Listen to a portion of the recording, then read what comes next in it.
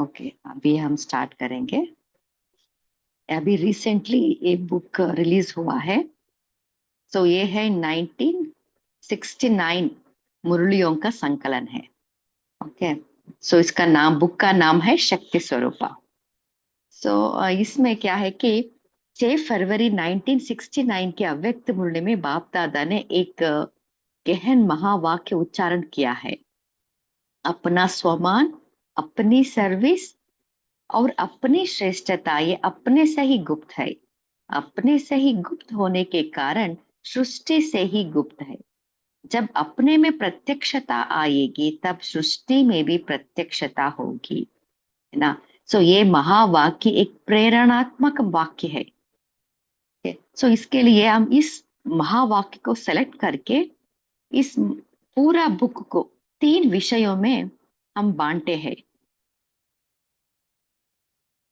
देखिए, इस 1969 के अव्यक्त मुरलियों में बाप दादा ने विशेष रूप से आत्मा को उसकी आंतरिक शक्ति, योगयुक्त स्थिति और श्रेष्ठ पुरुषार्थ की ओर जागृत किया है। इन मुरलियों में केवल ज्ञान नहीं बल्कि आत्म परिवर्तन की एक गहरी साधन समाई हुई है। इसमें स्नेह और शक्ति का संतुलन भी बाबा ने सिखाया है। और कहीं याद की यात्रा द्वारा देह अभिमान से न्यारा बनने का अभ्यास भी बाबा ने इन मुरलियों में बाबा ने कहा है। ओके। सो इन्हीं महावाक्यों और शिक्षाओं को विषयानुसार व्यवस्थित करने का प्रयास इस पुस्तक में किया गया है। इस संकलन को 3 मुख्य आधारों में विभाजित किया गया है। पहला है अपना स्वमान। इसमें आत्मा की श्रेष्ठ पहचान और उसकी आंतरिक जागृति के बारे में बताया गया है। अपनी सर्विस माना योग, पुरुषार्थ और परिवर्तन के माध्यम से शक्ति स्वरूप की प्रत्यक्षता है।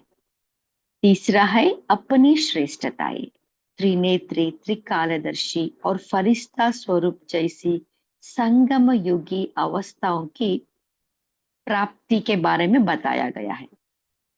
इस पुस्तक का लक्ष्य है कि शक्ति स्वरूप बनने के लिए मार्गदर्शन देने वाली 1969 अव्यक्त मुरलियों का संकलन एक विधिवत माध्यम से आपके समक्ष पहुंचा जाए, ताकि पाठकों को शक्ति स्वरूप बनने के प्रति बाप दादा के उच्चारे हुए महावाक्यों को समझने में आसानी हो। हमारे ख्याल से ये 1969 अव्यक्त मुरलिया शक्ति स्वरूप बनने की एक नींव है, आधारशील है। पाठकों से निवेदन है कि आप अपना अभिप्राय अवश्य दें, ताकि इस वर्ष के 1969 से आगे की अव्यक्त मुरलियों द्वारा विस्तार से उल्लेख करने में हमें मदद होगी। ये शक्ति स्वरूप बुक है ना, ये 1969 में बाबा ने जो जो महावाक्य बाबा ने कहा है ना, उसका पहला सार हम निकाले हैं। मुरलियों का सार निकाल के एक सुंदर रीति से हम विधिवत रीति से उसको प्रेजेंट किए हैं। ओके। अभी ये है कि उस पुस्तक को हम कैसे प्रयोग करें, इसके बारे में भी लिखाया गया है। देखिए, शक्ति स्वरूप बनने हेतु पुस्तक का प्रयोग। इस पुस्तक में वर्ष 1969 के अव्यक्त मुरलियों में उच्चारित शक्ति स्वरूप बनने से संबंधित महावाक्यों को विषयानुसार संकलित किया गया है। पुस्तक को 3 मुख्य भागों, अपना स्वमान, अपनी सर्विस, अपनी श्रेष्ठताएं में विभाजित किया गया है। पहला है अपना स्वमान। अभी इस पुस्तक को पढ़ने के पहले हम इसको पूरा, इस कॉन्सेप्ट को हमें समझेंगे। क्यों क्यों क्योंकि हम 3 विषयों में उसको बांटा गया है ना। पूरा बुक 1969 का बाबा ने जो जो मुरलिया बाबा ने चला है ना, उसका सार निकाल के हम इस 3 विषयों में बांटे हैं। इसको पहले हम समझेंगे क्यों इस विषय इस टॉपिक के अंदर अंदर ही है। ठीक है। बाद में आपका चिंतन भी आप शेयर कर सकते हैं। तो ये है, पहला है अपना स्वमान। इसमें हम स्वमान आत्मा की एक श्रेष्ठ पहचान और ईश्वरीय शक्ति का अनुभव कराता है। जैसे इसमें हम 4 स्वमान के बारे में बताए हैं। पहला है मैं स्नेह और शक्ति स्वरूपा हूँ। दूसरा है मैं शिव शक्ति हूँ। तीसरा है मैं सदा सुहागिन हूँ। चौथा है मैं जगत माता हूँ। सो इस पूरा 1969 में बाबा ने 4 सोमान के बारे में बताया है ना, उन चारों को हम इस टॉपिक के अंडर डाले हैं, अपना स्वमान। इस स्वमान में स्थिर रहने के लिए हमें निश्चय बुद्धि भी आवश्यक है, क्योंकि देखिए, हमें स्वमान का स्वरूप बनने के लिए हमें निश्चय चाहिए। अपने आप में निश्चय, बाप में निश्चय, है ना। मैं हूं ही शिव शक्ति, है ना। कौन है? शिव की शक्ति हूँ। तो ये निश्चय हमें चाहिए ना। उसके बाद में ड्रामा और परिवार के ऊपर निश्चय, इस चारों को हम इसके अंडर डाले हैं, क्योंकि निश्चय से ही निश्चिंतता आती है। इस निश्चय से ही हम स्वरूप बन सकते हैं। और इस टॉपिक में अब महीन बुद्धि के बारे में भी हमने डाले हैं, क्योंकि क्या होता है, मैं अभी सोमान का अभ्यास कर रही हूँ शक्ति स्वरूप बनने के लिए। क्या होता है, मेरे में जो जो कमियां है ना, वो मुझे नहीं दिखता है। जब मेरे में महीन बुद्धि है ना, तब भी मेरे में जो जो लीकेज हो रही है, मेरी शक्ति, है ना, वो सूक्ष्म कमजोरियां या व्यर्थ भाव, उसको मैं परख सकती हूँ, है ना। इसलिए अपना स्वमान में स्वमान, निश्चय बुद्धि, महीन बुद्धि, तीनों मिलकर आत्मा को स्नेह स्वरूप और शक्ति स्वरूप की स्थिति में स्थिर और शक्तिशाली बनाने के लिए हेल्प करती है। सो इस तीनों टॉपिक को हम अपना स्वमान में डाले हैं।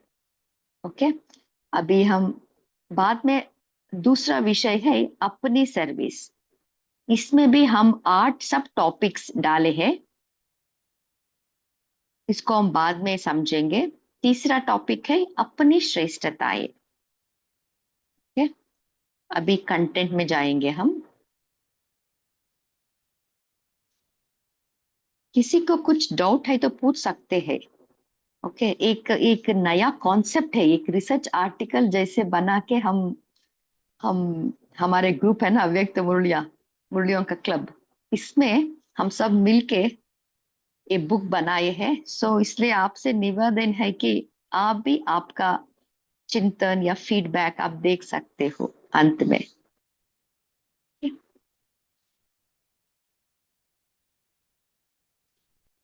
देखिए, इसमें है अपना स्वमान।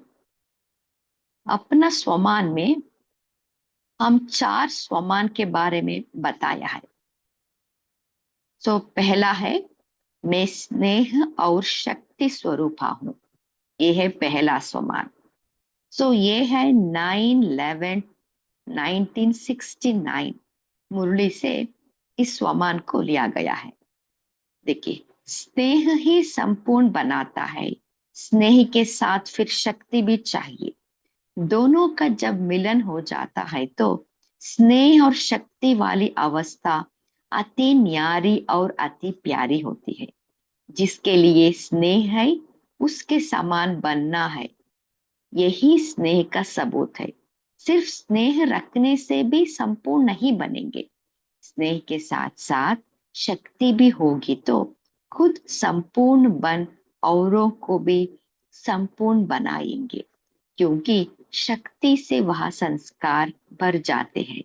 तो अब स्नेह के साथ शक्ति भी भरनी है। सो ये है 9/11/1969 का मुरली से लिया गया है। सो नेक्स्ट है 13/369। प्रेम के साथ साथ वर्तमान समय की परिस्थितियों के प्रमाण, जितना ही प्रेम स्वरूप उतना ही शक्ति स्वरूप भी होना चाहिए। देवियों के चित्र में मुख्य क्या विशेषता होती है? काली के सिवाय बाकी जो भी देवियां हैं, उन्हों के नयन हमेशा गीला दिखाते हैं। प्रेम में जैसे डूबे हुए नयन दिखाते हैं, और साथ साथ जो उनका चेहरा आदि बनाते हैं, तो उनकी सूरत से ही शक्ति के संस्कार देखने में आते हैं। लेकिन नयनों में प्रेम, दया, शीतलता देखने में आती है। मातापन के प्रेम के संस्कार इन नयनों से दिखाई पड़ते हैं। उन्हों के ठहरने का ढंग व सवारी अस्त्र शस्त्र दिखाते हैं। वह शक्ति रूप प्रकट करता है। तो ऐसे ही आप शक्तियों में भी दोनों गुण समान होने चाहिए। जितना शक्ति स्वरूप उतना ही प्रेम स्वरूप। कभी प्रेम की लहर में, कभी शक्ति रूप में स्थित रहते हो।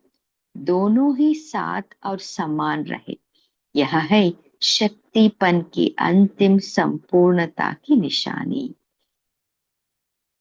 अभी हम इस टॉपिक के ऊपर हम डिस्कस करेंगे। ओके, शक्ति स्वरूप, स्नेह रूप और शक्ति स्वरूप में समानता, है ना। आप सभी से निवेदन है कि देखिए, शक्ति स्वरूप में, है ना, हम जब भी हम मंदिर में जाते हैं ना, वो शक्तियों में क्या अस्त्र शस्त्र भी दिखाते हैं, वो है ना शक्ति की, वो प्रकट करता है। और आंखें, उनका स्माइलिंग फेस, है ना, उसमें प्रेम स्वरूप हम देख सकते हैं। आप सभी से निवेदन है कि वो शक्ति में जो जो अलंकार है ना, उसका सिग्निफिकेंस क्या है, महत्व क्या है, कोई शेयर करना चाहते हैं? आप जब भी मंदिर में जाते हैं ना, शक्तियों का कौन सा अलंकार दिखाते हैं?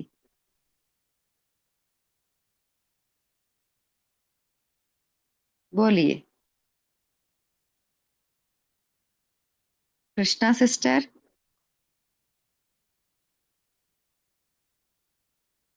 शेर की सवारी। ओम शांति। शेर की सवारी। जी, बहुत अच्छा। या उसका महत्व क्या है? मैं क्यों उससे ही शेर की पावरफुल हूँ। सवारी? हाँ, मैं हम्म। शेर को भी पावर, मैं शेर से ही पावरफुल हूँ। वो मेरे अंडर है। मैं इतनी पावरफुल हूँ। यस। शेर को भी टेम कर लिया मैंने। टेम बना लिया। ओम हम्म। शांति। जी भाई जी। ने इसमें जो है शक्ति और स्नेह दोनों मिला हुआ है। शेर को तो वैसे अधीन करना मतलब अपनी जो अपनी समान के अंदर रहकर और उनको जो स्नेह देते हैं, क्योंकि आपकी चारों ओर की वायुमंडल वाइब्रेशन से ही वो वायुमंडल बनते हैं। वो वायुमंडल से वो जो अपने चारों ओर की प्रकृति भी आपकी अधीन हो जाते हैं। प्रकृति के साथ साथ सब आ जाते हैं प्रकृति और नेचर में। तो मुझे लगता है शायद वो स्नेह से ही वो अपने अधीन हुआ है। ओम शांति। जी, स्नेह और शक्ति का समानता से ही अधीनता कर सकते हैं। ओके, आप बोलिए आशा देवी सिस्टर। ओम शांति सिस्टर, मैं भी यही कहना चाहती थी कि देवियों के नयनों में स्नेह दिखाते हैं और उनको शक्ति स्वरूपता दिखाते हैं। कि उनकी शक्ति का उनके साथ में जो अस्त्र शस्त्र होते हैं उससे भी उनकी शक्ति का परिचय होता है। और दुर्गा की सवारी जो सिंह है, सिंह यानी हर परिस्थिति पर वो विजय इस तरह से दिखाते हैं कि अगर सिंह पर इन्होंने सवारी कर ली तो बाकी जो परिस्थितियां हैं कागज का शेर है, तो उन परिस्थितियों पर आसानी से इनकी विजय हुई ही पड़ेगी। इस तरह से उनकी शक्ति स्वरूप को दिखाते हैं, अस्त्र शस्त्रों के माध्यम से भी दिखाते हैं। ओम शांति। जी, ओम बोलिए। शांति। हाँ, ये शेर पे सवारी प्रकृत जीत की निशानी है। शेर जंगल का राजा है, तो प्रकृत जीत दिखाने के लिए शेर पे सवारी दिखाया है। और कुछ जैसे मंदिरों के नाम है पशुपति नाथ, पशुओं के पति हम आत्माएं और हम आत्माओं के नाथ शिव बाबा, पशुपति नाथ। तो ये एक तरह से वही प्रकृत जीत की ही निशानी है। ओम शांति। ओम बोलिए शांति। उर्मिला। जी, सिस्टर। हाँ ओम जी। ओम शांति। मंदिर में अष्टभुजा देवी को बताते हैं। उनके हाथ में 8 शक्तियों के शस्त्र है। तो वो है समाने की शक्ति, सामना करने की शक्ति, समेटने की शक्ति, परखने की शक्ति, निर्णय शक्ति, शांति की शक्ति, दुआओं की शक्ति, एकाग्रता की शक्ति, दृढ़ता की शक्ति और परिवर्तन की शक्ति। तो ये शक्तियों का वो बताया है शस्त्रों द्वारा। ओम शांति। जी, और कोई शेयर करना चाहते हैं?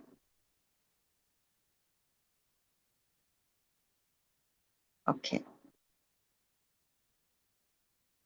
अभी इस मुरली में बाबा ने कहा कि ये है 16/6/1969 का मुरली है। इसमें बाबा ने कहा कि स्नेह में शक्ति रहती है, दोनों इकट्ठी रह सकती है। सिर्फ स्नेह जो होता है वहां कभी टूट भी सकता है, लेकिन स्नेह और शक्ति दोनों का जहां मिलाप होता है वह आत्मा और परमात्मा का मिलाप भी अविनाशी अमर रहता है। अपने इस मिलन को अविनाशी बनाने के लिए क्या साधन करना पड़ेगा? स्नेह और शक्ति दोनों का मिलाप अपने अंदर करना पड़ेगा। फाइनल रिजल्ट में भी नंबर 1 आ सकती है। तो प्रतिज्ञा यही करनी है, आज से हम जाटकू बन गए हैं, फिर जिंदा नहीं होंगे पुरानी दुनिया में। सो ये है 1969 का मुरली से लिया गया है। सो अभी आप सभी से यही क्वेश्चन है कि हम प्रेम और शक्ति स्वरूप में समानता लाने के लिए हमें क्या पुरुषार्थ करें? अभी बाबा ने कहा ना, जब खाली स्नेह रहता है तब टूट भी सकता है ना। इसके लिए हमें दोनों को बैलेंस बहुत आवश्यक है। इसके लिए हमें क्या पुरुषार्थ करें?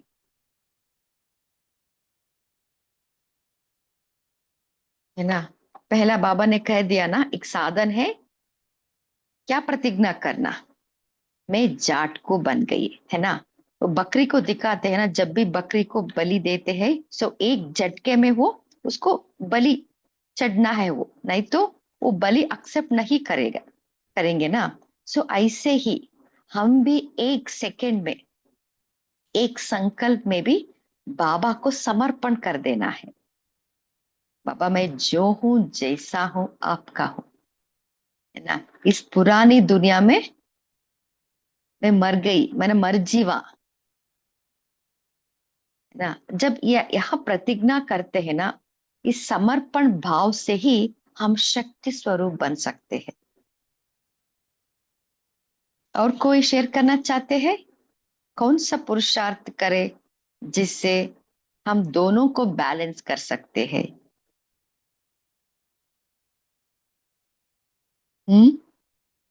ओम शांति। जी। देखो, बाबा ने इस परिवार को संपूर्ण स्नेह से ही चला रहा है। और बाबा ने कई बार बच्चों को बताया, स्नेह में सब पास है। बिना स्नेह का हमारे परिवार कुछ भी, किसी को भी, छोटे बच्चों को भी जब स्नेह मिलता है, और जब किसी के साथ बिना स्नेह का कुछ रिटर्न हो ही नहीं सकता। शक्ति माने स्नेह ही है, स्नेह में रहना ही शक्ति रहता है। मुझे लगता है शायद बाबा भी वही पूरा परिवार कई मुरलियों में भी बोल रहे हैं कि सारा विश्व के राजा बनना है तो आपको शक्तियों के साथ स्नेह से ही चलना पड़ेगा। स्नेह से ही सबको परिवर्तन कर सकते हैं। हर शक्तियां स्नेह के साथ आ जाता है। मुझे लगता है वही ठीक है। ओम शांति।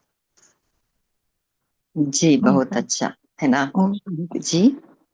बाबा ने हमेशा मुरलियों में बोला है, लव एंड लॉ का बैलेंस होना चाहिए।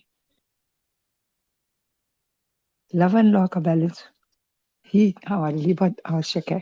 खाली प्रेम करने से, स्नेह करने से भी बात नहीं बनती है, और रुहाब दिखाने से भी बात नहीं बनती है। तो दोनों का बैलेंस करके ही हमें चलना है। ओम शांति। जी बहुत अच्छा है ना, क्योंकि खाली स्नेह है तो माया में फंसने का चांसेस ज्यादा रहता है। स्नेह और शक्ति, लव एंड ला, दोनों को बैलेंस करना है। हमें पता रहना है कहाँ स्नेह दिखाना है, कहाँ शक्ति रूप बनना है। ऑफ कोर्स बाबा का स्नेह ही, वो अटूट स्नेह ही हमें चला रहा है ना। हमें बाबा का प्रति भी स्नेह है, हमारा परिवार के प्रति भी स्नेह है, बट कहाँ कहाँ स्नेह रूप बनना, कहाँ कहाँ शक्ति रूप बनना, ये हमें पता रहना है। जी बहुत अच्छा, बोलिए सावित्री सिस्टर। हाँ जी सिस्टर, सभी को ओम शांति। तो जैसे आपने पूछा स्नेह और शक्ति के बारे में, प्रेम की भाषा जो क्या है, तो परमात्मा स्नेह ही वह शक्ति है जो हमें हर आत्मा को परिवर्तन करती। जैसे हमें परिवर्तन बाबा ने स्नेह और शक्ति से ही किया। तो स्नेह और शक्ति का जो हमें वरदान मिलता है जब, तो बाबा के जो दिव्य प्रेम में जब हम समाने से सभी प्रकार की जो हमारी कमजोरियां जब खत्म हो जाती, तो वहां पर सहज ही एक मतलब एक आध्यात्मिक शक्ति जो हमें पावर मिलती है, वो हमें स्नेह में परिवर्तन कर देती है। जैसे स्नेह की समीपता को ले लो, जैसे बाबा बाबा वरदान देते हैं ना, जो बच्चे स्नेह में जितने समीप होते हैं उसमें क्या होता है, सर्व शक्तियों का गुण स्वतः ही प्राप्त है। स्नेह जैसे सिस्टरें होती है सेंटरों में, कितना स्नेह होता, उठने का मन नहीं करता बहनों के पास से, ऐसी ऐसी शक्ति, ऐसा स्नेह, ऐसा प्यार। तो हमें भी क्या करना है, मास्टर सर्वशक्तिमान का जैसे एक वरदान हमें मिला, तो परमात्मा का जब सच्चा स्नेह हमारे अंदर वो वरदान धारण करते हैं हम, तो उसमें क्या सर्व शक्तियां अपने अंदर धारण हो जाती। जैसे आपने दुर्गा के अलंकारों के बारे में भी पूछा था, तो स्नेह से क्या होता है कि सेवा करने में भी जब हम स्नेह और शक्ति से दूसरे को सुख शांति में मतलब परिवर्तन करने का जब अपने अंदर वो धारण हो गया, तो उस धारणा से क्या होता कि हम दूसरे को ही वो शक्तियां देते हैं। तो जैसे अलंकारों का भी आपने बात की थी, तो जैसे दुर्गा के बारे में भी, तो वही वो शक्ति है, वही हम बाबा हमें बनाना और देखना चाहते हैं। तो यही मुरली द्वारा जो हमें दुर्गा का वास्तविक अर्थ मुरली द्वारा जो बाबा ने शेरावाली का भी दिया है, और संगममुखी ब्राह्मणों को तो बाबा ने देखो आत्माओं के संगठित होने, जैसे अभी अब यह संगठित है तो संगठित में भी वो स्वरूप हम देख सकते हैं। अस्त्र शस्त्र जैसे बाबा ने रहस्य बताया है इसमें, तो रहस्य में क्या होता है, जैसे ब्राह्मण आत्मा जब विजय करती है, प्राप्त करती है, मतलब कोई भी हम सेवा करके आते हैं, तो उन ज्ञान योग और दिव्य गुणों से ही तो हमें वो प्राप्ति है, क्योंकि हमें क्या है, परमात्मा का स्नेह मिला है। तो ये प्रतीक जो बाबा ने हमें दिया और जो मुरली द्वारा आप पढ़ रहे हैं, इसका आध्यात्मिक रहस्य यही है कि हम सभी को दुर्गा मतलब या लक्ष्मी बनने के लिए स्पष्ट रूप से बाबा ने हमें संगम युग में जो हम आत्माएं हैं और ज्ञान और योग के बल से पवित्र और शक्तिशाली जब हम बनते हैं, तो यही पवित्र और शक्तिशाली हमें स्नेह में परिवर्तन कर देता है। ओम शांति। जी बहुत अच्छा, बोलिए पीयूष भाई जी। ओम शांति सिस्टर। स्नेह और शक्ति को बैलेंस करने के लिए बाबा ने बार बार कहा है कि आप शक्ति तो आपके पास है, पर आपके जो 5 विकार हैं, काम क्रोध मोह लोभ अहंकार, उनको भी समय समय पर आप चेक करते रहिए कि शक्ति कहीं आपके अहंकार में तो नहीं आ गई है, शक्ति कहीं आपके क्रोध में तो नहीं आ गई है, शक्ति के रूप में जो शक्ति धीरे से मतलब उस माया को पकड़ लेती है। तो इन 5 विकारों को भी आपको अपने आत्मा में देखते रहना है कि कहीं ये आ तो नहीं गई है। तो इससे आपका स्नेह के साथ में बैलेंस बना रहेगा। ओम शांति सिस्टर। जी बहुत अच्छा, बोलिए उर्मिला सिस्टर। मैं सोचती हूँ ब्रह्मा बाबा साकार में थे और अभी भी मुरली की शुरुआत ही मीठे बच्चे कहते हैं, यानी वो उनका स्नेह ही हमें आकर्षित किया। तो मुझे लगता है स्नेह की शक्ति सब शक्तियों की जननी है। और स्नेह जहाँ हम सेवा में बोलो, सेंटर पे या परिवार में, कहाँ भी स्नेह से ही हम सबको जीत सकते हैं। और जहाँ स्नेह है वहाँ हमको मेहनत मालूम नहीं होती। ओम शांति। जी है ना। सो देखिए, ये है आत्मा और परमात्मा का मिलाप है ना। सो आत्मा और परमात्मा का मिलन, क्योंकि स्नेह से ही होता है ना, जो अटूट स्नेह है।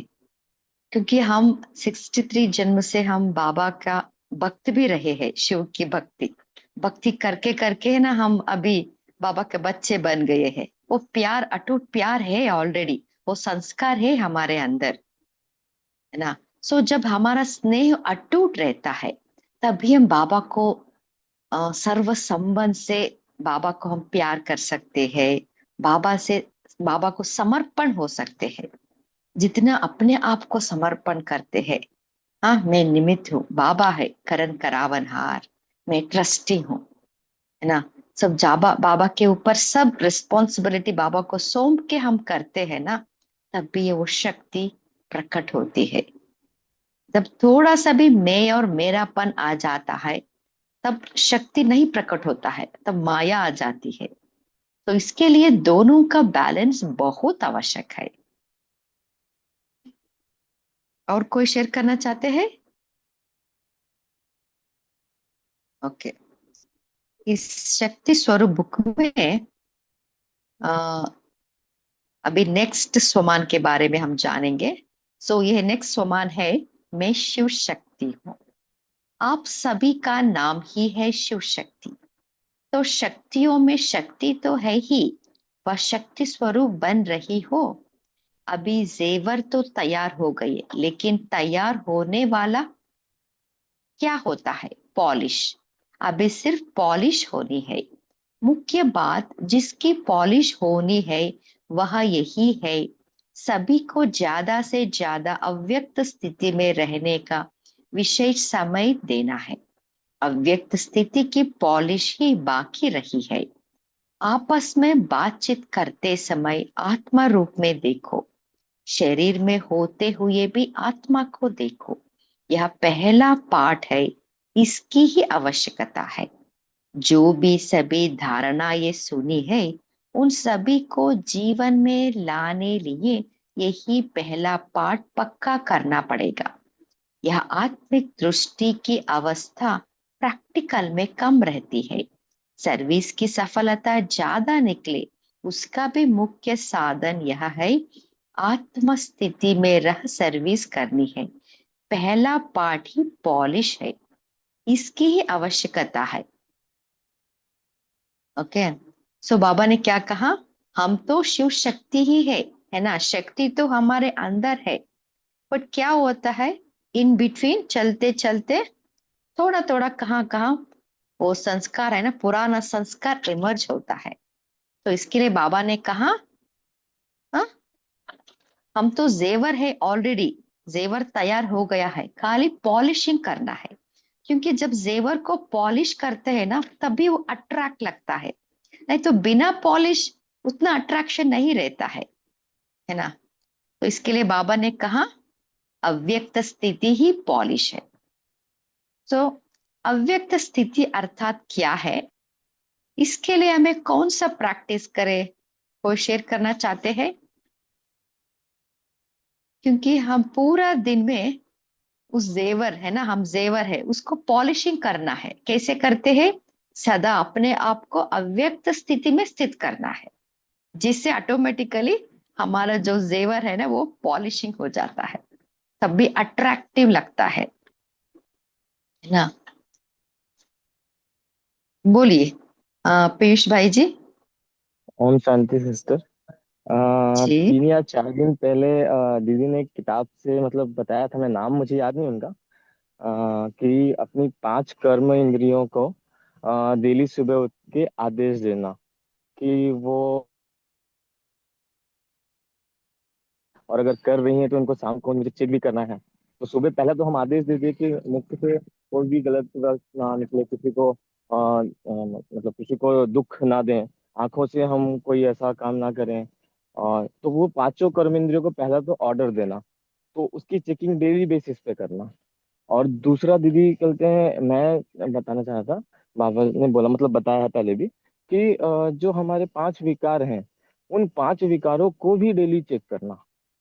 ये उसी का पार्ट है, बट ये दोनों चीजें एक साथ चेक होनी चाहिए। एक तो आदेश देना हमारी 5 इंद्रियों को, और उनके द्वारा किए गए विकारों को चेकलिस्ट के फॉर्म में, मतलब रिटर्न फॉर्म में बाबा को पोता मेल के रूप में शाम को देख के और देना। तो ये दोनों का अगर बैलेंस हम करेंगे तो हम इससे अपने उत्थान को कर सकते हैं। ओम शांति। जी, एक भी एक प्रैक्टिकल मेथड है ना। सो हम जो भी याद की यात्रा या जो जो प्रैक्टिस कर रहे हैं ना, क्यों कर रहे हैं? क्योंकि देह भान और अभिमान से छूटने के लिए, मुक्त होने के लिए, है ना। वो 5 विकार, उसका जो अंश और वंश है ना, उससे मुक्त होने के लिए हमें ये सभी प्रैक्टिस कर रहे हैं। सो अव्यक्त स्थिति है ना। सो इसको न्यारा और प्यारा स्थिति भी कह सकते हैं, है ना। सो जब जितना हम व्यक्ति से न्यारे बनते हैं ना, तब भी हम अव्यक्त बनते हैं। बोलिए सावित्री सिस्टर। हाँ जी सिस्टर, जैसे आपने न्यारा और प्यारे की बात की, तो जब आत्मा मतलब अव्यक्त स्थिति, मतलब अर्थात मतलब जैसे शरीर और सांसारिक बंधनों से हम न्यारी बाप के इस याद में स्थित होती, जैसे हम अमृत बेला करते हैं, तो जब हम टिक जाते हैं ना वहां पे, तो क्या होता है कि देवी जो इसमें जो हमारे अपने जो अलंकार, मतलब अपने जो हमारे संस्कार होते हैं, जैसे देवी गुण है, ईश्वरीय का जो ज्ञान हमें मिल रहा है, जो ये अलंकार मतलब ये जो आभूषण का श्रृंगार होता है, जैसे हम 5 रूप भी करते हैं, तो यहाँ पर क्या होता है, आभूषण केवल ये मैं तो एक कल्पना इसको नहीं समझती हूँ, लेकिन क्या होता है, बल्कि आत्मा का वास्तविक चरित्र, जो मुझ आत्मा का वास्तविक चीज जो बाबा ने हमने मुरली द्वारा हमें समझाया है, तो ये एक संस्कार होता हमारा। तो जब अव्यक्त स्थिति में आत्मा का ये जेवर कैसे बनता है, जैसे अलंकारों की अभी बात हो रही है, तो यहाँ पर हमें ज्ञान और धारणा, और ज्ञान द्वारा जब हम उसको धारण करते हैं, क्या तो ज्ञान मतलब एक बुद्धि में जब उसको अलंकारों को हम धारण करते हैं, तो उससे क्या होता है कि जब ये ज्ञान श्रृंगार एक किस्म का श्रृंगार बन जाता है, तो इसमें दिव्य गुण आने शुरू हो जाते हैं। जैसे हमारे दिव्य गुणों में कि जो अवस्था जब हम अव्यक्त स्थिति में होते हैं, जैसे आत्मा में सहनशीलता होती है, मधुरता होती है, और पवित्रता, नम्रता, जो भी गुण है, तो वो प्रकट होने नेचुरल, क्योंकि स्थिति अव्यक्त और बाप दादा से जुड़ी हुई वो स्थिति होती है हमारी। तो इसमें क्या होता है, देवी गुण के जो आत्मा के असली गुणों का जेवर बन जाता है। तो इसमें निरंतर याद एक हमें रखना है। अमृत बेला जैसे हम करते हैं, आजकल हम अमृत बेला बुक भी पढ़ रहे हैं, तो उसके एक टॉपिक के ऊपर ही योग हो रहा है, और अपने को मस्तक मणि, एक मणि मतलब आत्मा को देकर मणि के रूप में। तो इसमें क्या होता कि इसमें हमारी निस्वार्थ सेवा भी हो जाती है, क्योंकि दूसरों को ईश्वर ज्ञान देने और हर आत्मा के प्रति अगर हम शुभ भावना रखते हैं या श्रेष्ठ कर्म करते हैं जब, तो ये आत्मा भी असली एक आभूषण ही समझा जाएगा। क्योंकि शुभ भावना, शुभ कामना रखना एक बहुत बड़ा, बाबा ने हमें जो एक सेवा का एक टॉपिक बताया, ये भी मुझे बहुत अच्छा लगता है। हर घड़ी कोई आजकल जैसे हमारी स्थिति है, अभी हम सेंटर से ही हमारे 8-8 घंटे की भट्टियां चली हुई थी, तो कुछ और भी आए हुए थे साथ में। घर में आते ही दूसरे दिन हमारे ट्रेजिडी होगी घर में, तब भी स्थिति बनी हुई है। देखो हमारे घर में, अपने ही घर में ट्रेजिडी हुई हुई आजकल। तो इससे क्या होता है, स्थिति है अव्यक्त स्थिति, हमें पता है बाबा ने हमें क्या समझाया। तो हम जब तक अव्यक्त स्थिति में, जैसे आपने न्यारा और प्यारा रह करके अपनी सोच को और दिव्य गुणों को, अपने इन अलंकारों को अगर हम याद भी करते हैं, बाबा ने तो हमें ये बताया है, तो ये बहुत बड़ी एक स्थिति हमारी बन जाती है, निरंतर याद। और बस यही मैं तो यही बोलती हूँ, ज्ञान देने के लिए तो हमें हर आत्मा के प्रति शुभ भावना रखने से ही हमें श्रेष्ठ कर्म बनाने, यही हमारा असली आभूषण होगा, जेवर होगा। ओम शांति दीदी। जी, बोलिए कृष्णा सिस्टर। ओम शांति एंजल। बाबा हमें बार बार कहते तुम हो ही अव्यक्त, तुम तो इस रथ में अवतरित हुए हो। तो हर वक्त मुझे अपनी ये स्मृति रहनी चाहिए कि मैं अव्यक्त हूँ और इस रथ में मैंने अवतार लिया है, बाबा के साथ कंबाइंड हूँ मैं। तो जितना बार बार ड्रिल करोगे, मैं निमित्त बन के कार्य करने के लिए यहाँ आई हूँ, और बार बार ड्रिल करवाते बाबा अव्यक्त हो जाओ। तो जब निमित्त बनोगे तो तुम बार बार इससे अलग भी रह सकते हो। तो ये अलग रहने का, अपने को अव्यक्त महसूस करने का एक साधन, एक तरीका मेरे इधर मन में रहता है। ओम शांति। जी, बोलिए आशा सिस्टर। शांति सिस्टर, तो बाबा ने जैसे हमें अव्यक्त रहने के लिए कहा है, तो इस अव्यक्त में ही सारा राज बाबा ने समा दिया है। सिर्फ अव्यक्त स्थिति और दो शब्द। तो जितना हम अव्यक्त रहते हैं यानी आत्मिक भान में रहते हैं, मैं भी श्रेष्ठ आत्मा, शुद्ध आत्मा, ऐसे ही सामने वाली भी श्रेष्ठ आत्मा। तो जब हम स्वयं को आत्मा देख पाते हैं, अपने अव्यक्त स्वरूप में रह पाते हैं, तो अन्य में भी जब वही रूप हमें दिखाई देता है, तो आत्मा के सारे गुण, बाबा कहते हैं कि आत्मा में ही सारे गुण समाये हुए हैं। तो जब आत्मा ही हम समझ रहे हैं, स्वयं भी आत्मा, सामने वाली भी आत्मा, तो वो गुण हमें यहाँ भी अपने अंदर भी दिखाई देते हैं, और सामने वाली भी जब श्रेष्ठ आत्मा है तो उसमें भी वही गुण हमें दिखाई देते हैं। और जब इस तरह से स्थिति बन जाती है कि देखना भी आत्मा है और बनना भी आत्मा है भी आत्मा और सामने दिख भी रहा है आत्मा, तो वो अव्यक्त स्थिति और सारी शक्तियां, सारे गुण अपने आप प्रकट होने लगते हैं। बस इतना ही दो शब्दों का हमें ध्यान रखना है कि हमें अव्यक्त अव्यक्त स्थिति बनाए रखनी है। जी, है ना। सो हमारे में शक्ति है ऑलरेडी, हमें अव्यक्त स्थिति कायम रखना है पूरा दिन, तब ऑटोमेटिकली हमारे में शक्ति इमर्ज होगा। ओके, अभी समय के अभाव के कारण हम थोड़ा इस बुक के बारे में अभी जानेंगे। इसमें बाबा ने नेक्स्ट सोमान दिया है, मैं आत्मा सौभाग्यशाली हूँ, सदा सुहागिन हूँ। और चौथा सोमान है, मैं जगत माता हूँ। ओके, इसका हम इन डिटेल अभी नहीं जानेंगे। नेक्स्ट है, सोमान की जड़ है निश्चय बुद्धि। क्योंकि कौन सा भी स्वमान आप लीजिए, उस स्वमान का स्वरूप में स्थित होने के लिए हमें निश्चय चाहिए। मैं हूं ही, है ना, मैं हूं ही शिव शक्ति, मैं हूं ही जगत माता, कौन सा भी स्वमान लीजिए। तो इसके लिए निश्चय बुद्धि ही एक जड़ है, जिससे ही हम स्वमानों का स्वरूप बन सकते हैं। इसमें बाबा अपने आप में निश्चय, बाप में निश्चय, ड्रामा में निश्चय, परिवार में निश्चय ना, इस निश्चय बुद्धि, चारों प्रकार की निश्चय हमें 100% रहना है, तभी उस स्वमान का स्वरूप हम बन सकते हैं। ओके ओके, इसमें बाद में बाबा ने इस 1969 में बाबा ने और एक मुरली बाबा ने चलाया कि महीन बुद्धि। इस महीन बुद्धि को भी हम अपना स्वमान के अंडर ही हम डाले हैं, इस विषय में ही डाले हैं, ये सब टॉपिक है।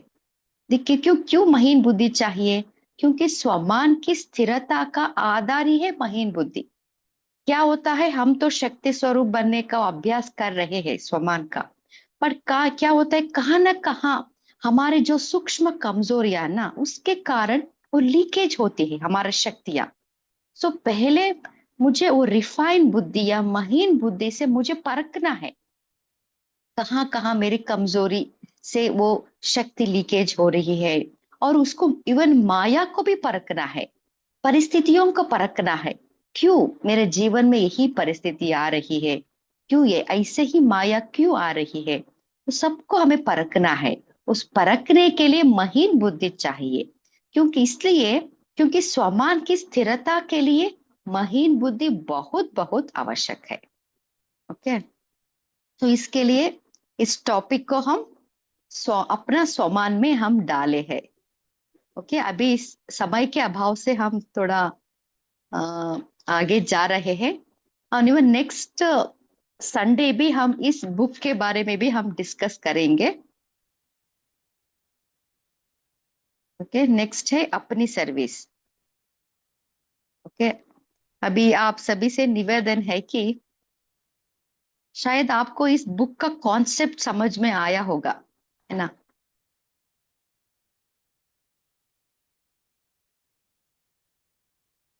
इस बुक के बारे में आपका कुछ फीडबैक है तो भी शेयर कर सकते हैं।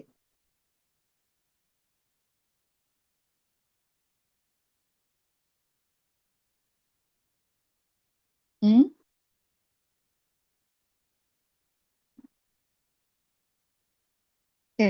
एक्चुअली मुझे बुक का पूरा कॉन्सेप्ट भी आपको समझाना है। अ, अभी हमें 3 मिनट बाकी है, इसमें हम थोड़ा इसके बारे में हम समझेंगे। सो ये हो गया अपना स्वमान। नेक्स्ट है अपनी सर्विस। इसमें हम याद की यात्रा डाले हैं, क्योंकि शक्ति स्वरूप बनने का साधन, वो साधन क्या है? याद की यात्रा। क्योंकि याद की यात्रा बिना हम शक्ति स्वरूप नहीं बन सकते हैं, है ना। तो इसमें हम बिंदु रूप की स्थिति, अव्यक्त स्थिति के बारे में इस टॉपिक के अंडर डाले हैं। ओके। दूसरा है पुरुषार्थ की अवस्थाओं से शक्तिशाली स्थिति की प्राप्ति। सो इस 1969 में बाबा ने पुरुषार्थ की अवस्थाओं के बारे में बाबा ने बताया है कि पुरुषार्थ से हमें स्नेह रखना है और निरंतर क्योंकि जब पुरुषार्थ करते रहते हैं ना कहाँ अलबेलापन, आलस्य में हम फंस जाते हैं। उन सूक्ष्म कमजोरियों को हमें परख के पुरुषार्थ को तीव्र करना है। सो क्योंकि एक निरंतर अपने आप को चेकिंग करना है, वही एक जादू मंत्र का एक दर्पण है। मुझे पता चलेगा मैं कहाँ चल रही हूँ, मेरा पुरुषार्थ का स्पीड कैसा है ना, उसको हमें परखना है। सो इसमें पुरुषार्थ की अवस्थाओं में हम 3-4 मुरलियों को हम डाले हैं। तीसरा है समर्पणता और त्याग से शक्ति स्वरूप का अनुभव कर सकते हैं, है ना। इस टॉपिक में हम संपूर्ण समर्पणता के बारे में जो मुरली है ना उसको डाले हैं। और सर्वस्व त्यागी, क्या क्या त्याग करना? सर्वस्व त्यागी माना देह भान और अभिमान को त्याग करना। उसके लिए बाबा ने कुछ विधियां बताई है, उसको हम इस टॉपिक के अंडर डाले हैं। चौथा है आंतरिक शुद्धिकरण। यह है शक्ति स्वरूप बनने का आधार। देखिए हम तो अभी याद की यात्रा कर रहे हैं, पुरुषार्थ कर रहे हैं, है ना। हाँ, बाबा को समर्पण भी बाबा को हो रहे, पर क्या होता है हमारे में जो अंदर का 63 जन्म का जो है ना उसको भी हमें निकालनी है ना, वो कचरा जो भरा है। हाँ, और इस जन्म में हम जो जो विकर्म किए हैं, पाप कर्म किए हैं ना, उसका भी हमें शुद्धिकरण करना है। इसके लिए हम क्या कर सकते हैं? इसके लिए बाबा ने इस 1969 में एक मुरली चलाया है कि बीती सो बीती। सो इसके लिए बाबा ने कहा कि हाँ, आपका जो है ना, आपको ऑटोबायोग्राफी लिखना है, माना आप सच्चाई सफाई से इस जन्म में, हाँ, आपका जो जो आप विकर्म किए हैं, पाप कर्म किए हैं ना, उसको बाबा को लिख के बाबा को सौंपना है। सो इससे हमारा आंतरिक शुद्धिकरण होता है। ओके, सच्चाई सफाई से लिखना है। सो और जो 62 जन्म का जो जो है ना बचा है, उसको हमें योगाग्नि से ही शुद्धिकरण कर सकते हैं। ओके, वो भी है। और फिफ्थ टॉपिक है आंतरिक श्रृंगार। अभी शुद्धिकरण हो गया, बाद में अपने आप को श्रृंगारना है। कैसे श्रृंगारना है? दिव्य गुणों से श्रृंगारना है, शक्तियों से अलंकार करना है। तो इसमें एक मुरली बाबा ने चला है कि 7 बातें धारण करो, 7 बातें छोड़ो। इसको हम इस टॉपिक के अंडर डाले हैं। नेक्स्ट है दिव्य शक्तियां। माने में इस 1969 में बाबा ने परखने की शक्ति, निर्णय शक्ति, सहन शक्ति, समेटने की शक्ति, निर्भयता की शक्ति के बारे में बाबा ने बताया है। वो सभी शक्तियों को हम इस टॉपिक के अंडर डाले हैं। सो इस सभी पुरुषार्थ है ना, याद की यात्रा कर रहे हैं, पुरुषार्थ का स्पीड बढ़ा रहे हैं, है ना, बाद में बाबा को समर्पण हो रहे हैं, उसके साथ साथ आंतरिक शुद्धिकरण भी कर रहे हैं, बाद में अलंकार भी कर रहे हैं। इससे क्या होता है? स्नेह और शक्ति स्वरूप का संतुलन होता है। इससे हम शक्ति स्वरूप की सर्विस कर सकते हैं। इससे हमारा जो श्रेष्ठता है ना अपने आप इमर्ज होता है। ओके, सो ये है पूरा बुक का कॉन्सेप्ट। ओके, बोलिए पीयूष भाई जी। हाँ दीदी, ये बुक ग्रुप में शेयर हो जाएंगी क्या?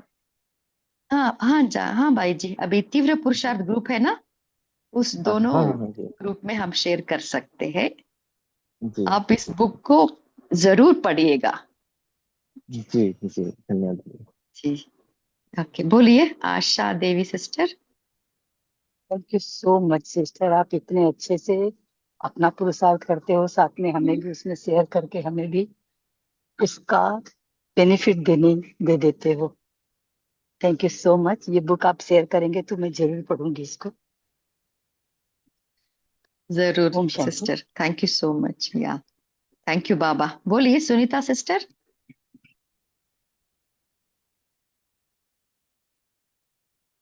आपका माइक ऑन था। Okay okay. सो ये है स्पार्क बुक है। सो हम दोनों ग्रुप में आपको शेयर करेंगे, आप जरूर पढ़िएगा। नेक्स्ट वीक हम द रिमेनिंग पार्ट को हम डिस्कस करेंगे, क्योंकि आप हम कौन है? ये शक्ति दल है ना? ये अव्यक्त मूल्य क्लब नहीं है, शक्ति दल और पांडव दल है ना? सो हम सभी मिलके बाबा को प्रत्यक्ष करना है। ओके, थैंक यू बाबा। आप सभी को यही होमवर्क है।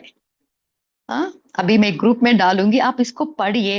नेक्स्ट सेशन में, नेक्स्ट बफर डे में हम इसके बारे में इन डिटेल डिस्कस करेंगे, और आपको कुछ इस कॉन्सेप्ट में कुछ डाउट है तो भी हम डिस्कस करेंगे। ओके, अभी हम एक सेकेंड बाबा को याद करेंगे। आप सभी पोल का आंसर दीजिए।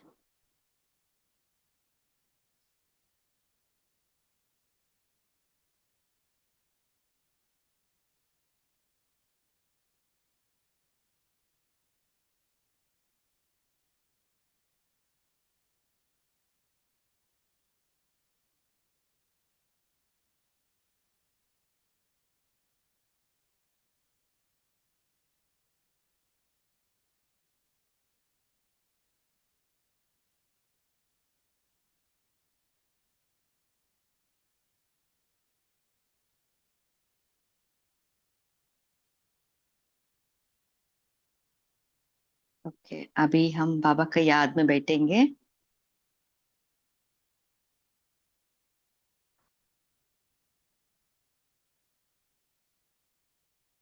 मैं शिव शक्ति हूँ, इस स्वमान में स्थित हो जाइए।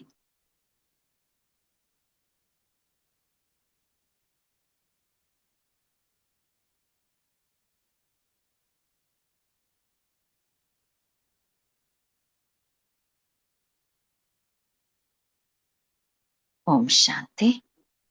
इस सेशन में जुड़ने के लिए आप सभी को दिल से थैंक्स। Good day. ओम शांति। शुक्रिया आप सभी को भी प्रस्तुत। शुक्रिया। ओम शांति। शुक्रिया बाबा, शुक्रिया दीदी जी, thank you. Thank you Baba.